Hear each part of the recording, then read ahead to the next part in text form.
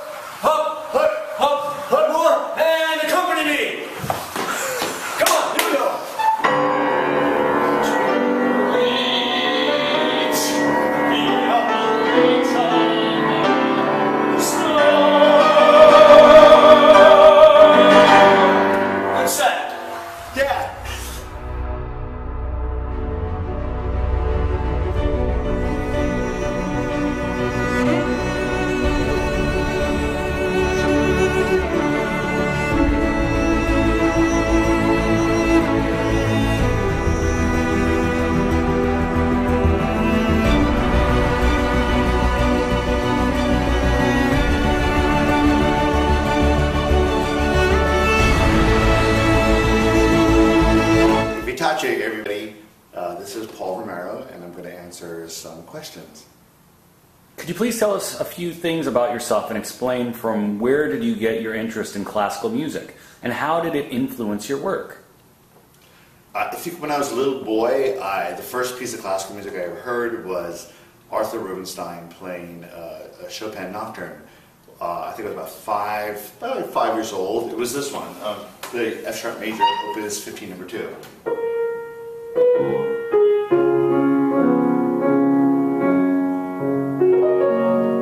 And it has such a really pretty sound to me as a little boy that I started listening to more and more classical music on the radio, and it just drew me into a world of European music that just had a magical sound to me. So I would look for classical recordings, find classical radio stations, make my parents play me classical music on the radio or the record player or tape, and that's how I got drawn to classical music. I came from a little city in California called West Covina, and there are no concert halls, there are no, I don't think any kind of concerts, pop concerts or classical concerts. So my only way to hear music was through the radio or recording. So that was how my first exposure to classical music, and it was through Chopin.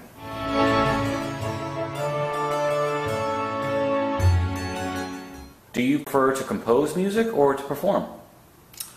I prefer to do both performing and composing because performing in front of people gives you direct contact with the audience, and you can share your music live with people who like music and who are interested. And so it's a completely different experience. It's like having a conversation with a very, very good friend. When you're composing music, it's pretty much you're by yourself, especially like soundtrack music. I have to think of it all by myself and not really show anybody until it's absolutely completed. And then, not a problem, but this way it gives you a lot of time to perfect it and make it just the way you want. Except that you don't really get a reaction until the recording is out in the public, and then it takes a while for you to get feedback whether people like it or not, or it means anything to them, or they respond to it. So, but it gives you very complete control over how you see an artistic vision. So I think both those things, composing and performing, give you great satisfaction in different ways. You write music to both movies and video games. What gives you more pleasure?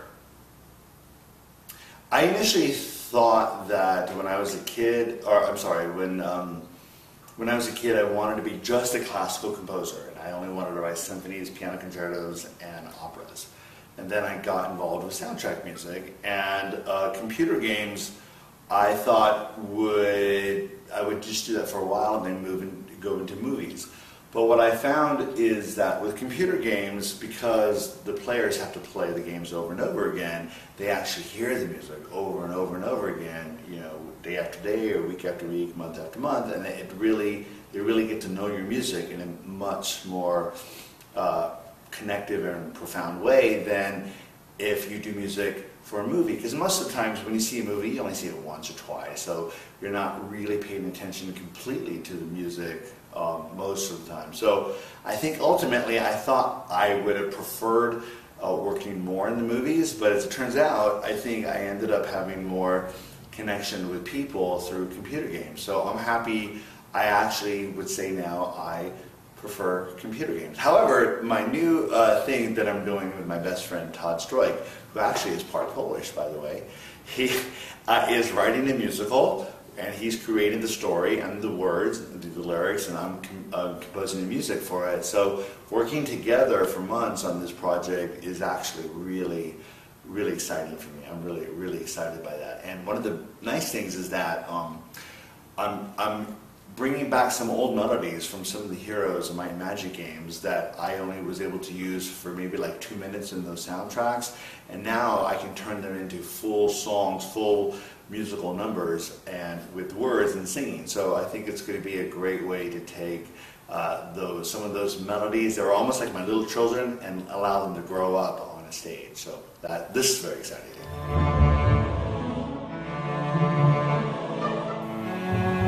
In Poland, there's a huge group of fans of your Heroes of Might and Magic soundtrack. Have you ever considered visiting our country? Our country. Great. Yes, you know, Poland is definitely one of those countries that has always been high on my list for several reasons. Because I grew up listening to the music of Frédéric Chopin. He was always probably my top 3 favorite composers. And I play a lot of his music. I've done. I just know his work very, very well. And as it turns out, Heroes of Might and Magic was popular is popular in Poland, and so that's the second reason why I always wanted to go. First, to see the land that Chopin came from, and number 2, to see also where people who play heroes live. And also, number 3, I heard it's a really, really beautiful country. Even the north and the countryside is gorgeous, besides Krakow and what's the capital of Poland? I forgot. Sorry, I totally forget. Anyway, I would definitely. I'm planning on going. I'm one of the fans from Heroes. Is maybe going to try to help facilitate a Heroes of Might and Magic concert there next year or maybe the year after. I'm planning on going to Russia and maybe to Munich and then to Poland, maybe on the same trip. So definitely going to be in Poland within the next 2 years, and specifically for a Heroes of Might and Magic concert.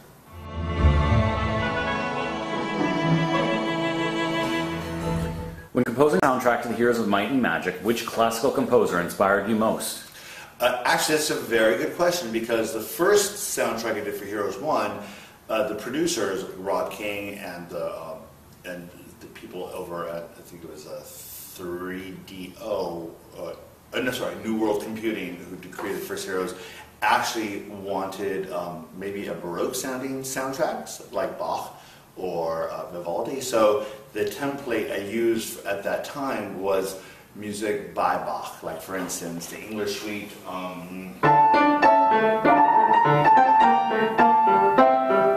or let's see, what's another piece by Bach, like the one of the preludes and fugues, you know.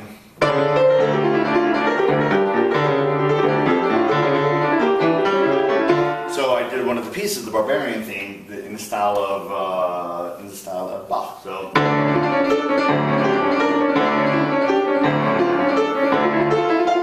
and as the soundtrack, as the games progressed, Heroes 2, Heroes 3, Heroes 4, it was my producer Rob King who had the idea that why don't we take the music style and push it a little bit in different directions. That's why in Heroes 3, we started using operatic voices, and I started making the music a little bit maybe more like late 19th century composers, and sometimes like Franz Liszt, sometimes like Rachmaninoff and Prokofiev. By the time I did Heroes 5, I was starting to get more into world sounds. I was trying to incorporate the orchestrations of like Khachaturian, like the great Armenian composer, more music that from the East, from Iran, from Bulgaria, things like that. So slowly was trying to expand. And then in Hero 6, I finally got to do something from Asia. So I listened to a lot of Chinese and Japanese music, and I'm sorry my phone is going off, but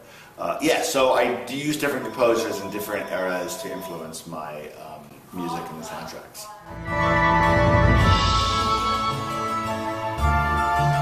It's been 10 years since you started work with the Heroes of Might and Magic series. Do you think this time was lost for you, or that it was one of the best adventures of your life? Actually, I did started Heroes 1 20 years ago, or maybe 19 years ago, so it's been actually almost 20 years. No, it's been one of the best things of my life. When I was a little kid, I was sort of a prodigy, and I started touring around the world when I was like 11. I think I did my first recording when I was about 11, and my first TV show when I was 13. And there was a few years there where it was nice. It was sort of like being like a little music star. And then I went to college after that. I went to Curtis Institute of Music and the Paris Conservatory, and then I went to school in London, Guildhall. But then in those years, those were the years that I became an adult. So by the time I finished my proper music education, I didn't really have a career anymore. So when I turned 21, all the way up to the age of 30, I didn't really do anything in music. I worked as a salesman for IBM, selling ink. I was a construction worker. I worked in historic restoration, like gold leafing ceilings, as a cook for 2 years. So I did a lot of different things in my late 20s, and it wasn't until I met Rob King that he offered me the job as a composer for the first Heroes of Might and Magic soundtrack. So, I think I was at 29. So, yeah, so definitely it was a very, very great thing that I met Rob, and he offered me a chance to do soundtracks for computer games. It never occurred to me to do soundtracks for computer games. I don't even play computer games. So yes, I definitely don't think it was lost. It actually was a great thing to happen to me for my composing development.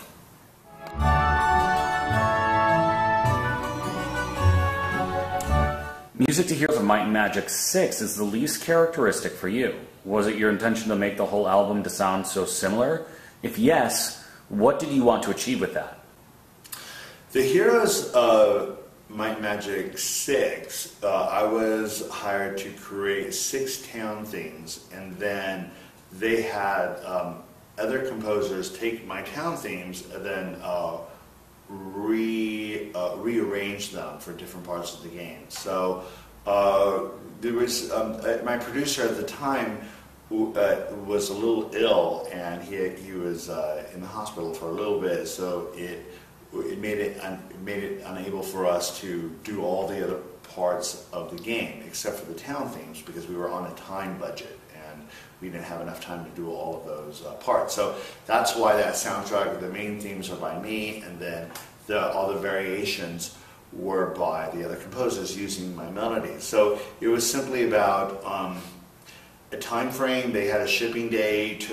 We were behind schedule because of Rob's illness, and so it was just a matter of time constraint, trying to get the project done.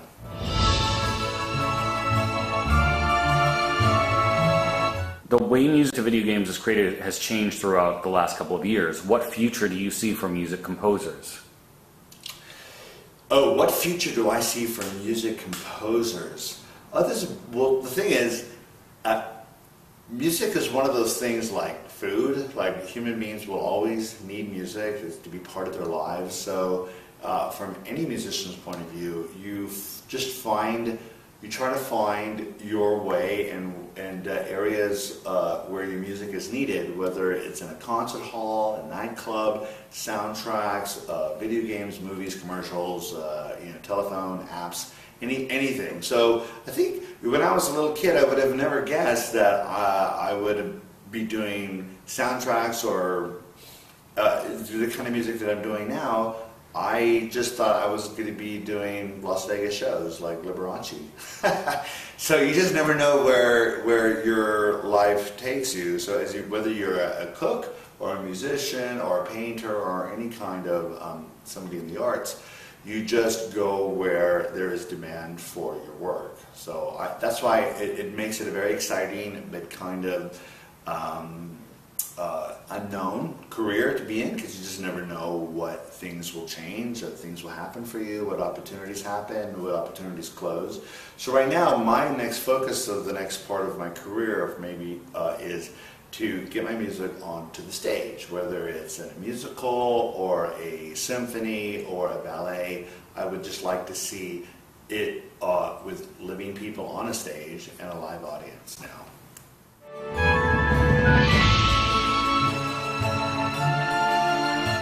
The Heroes of Might and Magic 3 is particularly full of beautiful town themes. What was your inspiration while creating it? And which one are you proud of the most? Oh gosh, inspiration for Heroes 3. Usually when I get a project, the producers are giving me descriptions of the areas and what the feelings that they need or what the areas will look like, even though they're not completely digitally rendered at that point. So I just try to get the emotion that they're telling me that they're trying to create, and I try to make music that fits that kind of mood. So there wasn't any particular kind of inspiration. I tried very hard to listen to the producers and give them what they want. One of my favorite tunes is this one.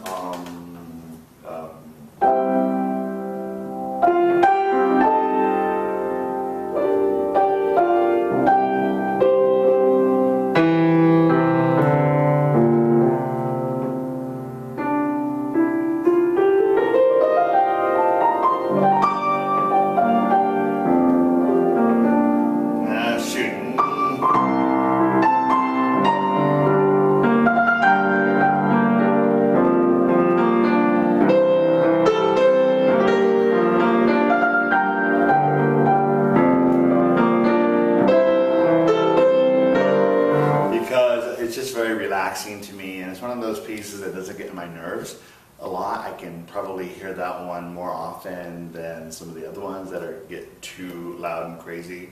So this one I can kind of chill out to. So I like that one best of all.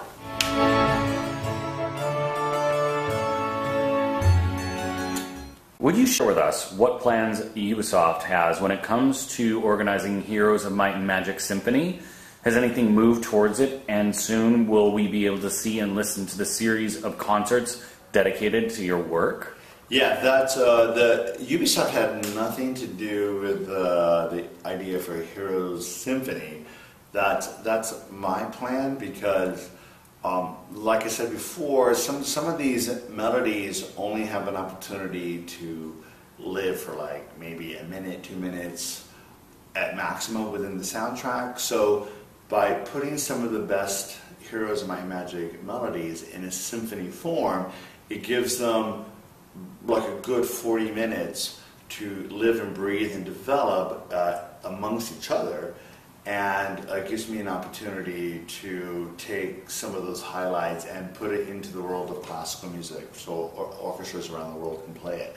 I did for Video Games Live, a Heroes of Might and Magic medley, which is only maybe like 5-6 minutes long, but what I did, I pieced together 6 different melodies from 6 of the different games and put it into one big piece. And so it kind of gives an idea of what the symphony would be like. But the problem with the symphony, it takes a huge amount of time.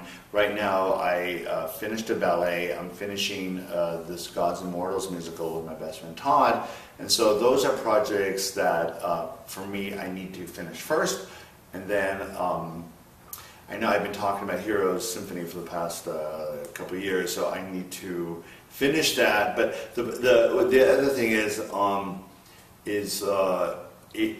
still formulating how I want to do the third and fourth movements on that symphony. So, as a matter of fact, it took Brahms 11 years to write his first symphony, so I still have a little bit of a deadline, a time frame to finish that. So it definitely will happen, but when it happens, I'll make sure there's a website dedicated directly for it. And as far as the Heroes of Might and Magic piano concerts, they will be solo piano concerts next year. I did one last year in Budapest, but the following ones I really want to do in Siberia, Munich, and in Poland, and hopefully other places in the world. So those will be coming up. So hang in there.